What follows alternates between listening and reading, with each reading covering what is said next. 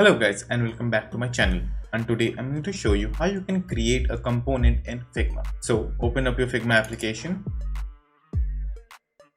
then create a blank project, and then I will just change the background color quick. Then I will add a text by clicking on T, or I can just click on the icon up above and I will write button. Then I will also increase the size because it's too small to see. Now what I will do is create an auto layout by either right clicking on the frame and selecting auto layout, or by just pressing Shift plus A. So as you can see, a blue frame has appeared around our text. So I will rename the layout as button.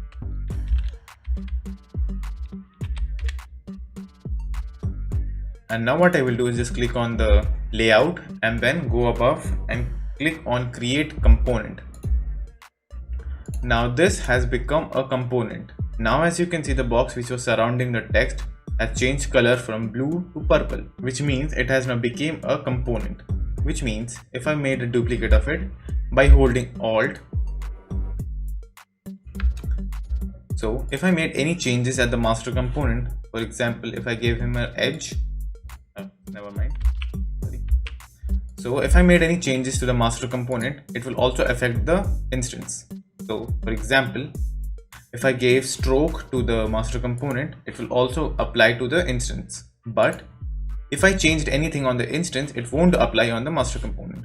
Let's say I will give a curve edge to the instance. So as you can see, I changed the instance, but the master component was not changed. But if I changed anything in the master component, it will also change in the instance. You can also add a background to the text by clicking fill and then change the color. So as you can see, I made a background to the master component. The instance also changed. But now if I will change the color of the background in the instance, the master component won't affect. So this is how component works. You can also create an instance of the master component by going in assets and dragging in the local component. This is also a way of creating an instance of your master component. Mainly whenever you will be using components, you don't exactly need to use the master component. What you have to do is just keep it in the side and work with the instance. And that's all. Thank you for watching, and do like and subscribe to my channel, and take care.